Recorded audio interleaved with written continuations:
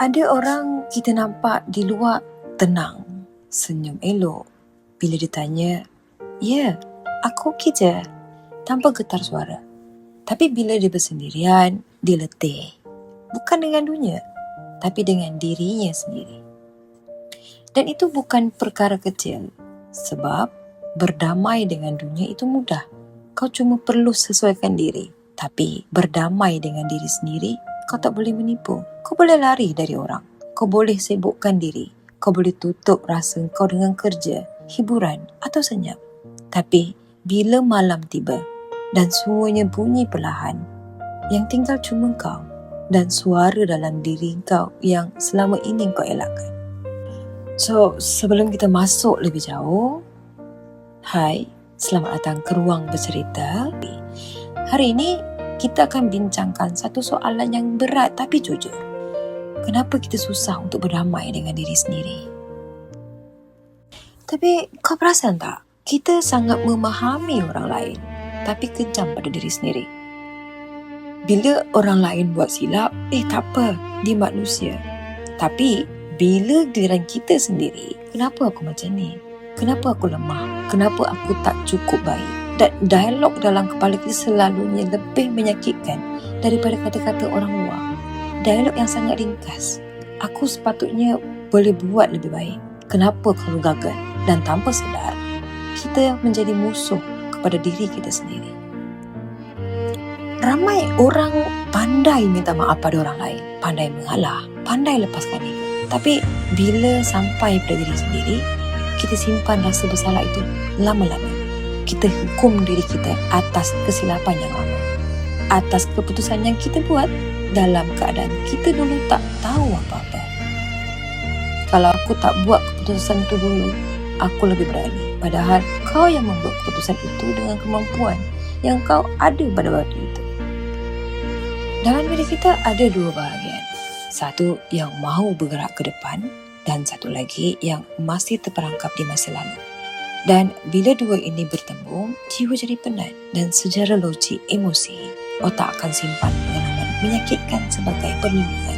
Tapi bila perlindungan itu tak dilepaskan, ia akan berubah menjadi penjara. Dan itulah sebabnya kita rasa berat tanpa sebab yang jelas. Masalahnya bukan kerana kau rosak. Masalahnya kerana kau tak benarkan diri kau menjadi manusia biasa. Kau nak jadi kuat sepanjang masa, tenang sepanjang masa, betul sepanjang masa. Sedangkan hidup kau tak pernah bergerak dengan cara macam tu. Kenapa aku tak boleh jadi macam orang lain? Jawapannya mudah, tapi sukar untuk terima. Sebab kau bukan orang lain.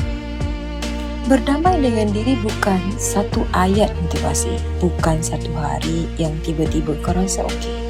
Ia proses yang perlahan. Ada hari kau faham, ada hari kau jatuh balik. Dan itu bukanlah satu kegagalan, itu adalah perjalanan. Kesedaran dalaman mengajar kita satu perkara. Kau tak perlu menjadi bersih sempurna untuk layak merasa tenang. Saat kau berhenti bertanya, kenapa aku begini?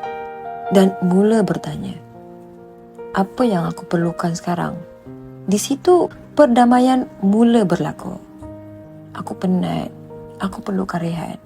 Dan itu bukan kelemahan, itu kejujuran. Dan lucunya, kita mencari ketenangan di luar. Padahal yang paling kita abaikan adalah diri kita sendiri.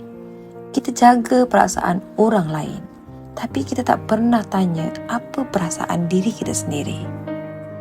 Kadang-kadang kebenaran yang jarang orang cakap. Kau tak perlu berdamai sepenuhnya hari ini. Cukup kau berhenti berperang dengan diri sendiri. Itu sudah satu langkah yang besar. Dan kalau hari ini kau masih belajar untuk berdamai dengan diri, itu tandanya kau sedang sedar. Dan sedar itu lebih penting daripada kelihatan kuat. Kau bukan masalah yang perlu diperbaiki, tapi kau manusia yang sedang belajar menerima diri sendiri. Dan kalau kau suka cara aku bercerita atau ada pengalaman yang kau nak kongsikan, jangan lupa komen di bawah, like dan subscribe channel ini dan kita belajar sama-sama. Jumpa di next video. Jaga diri.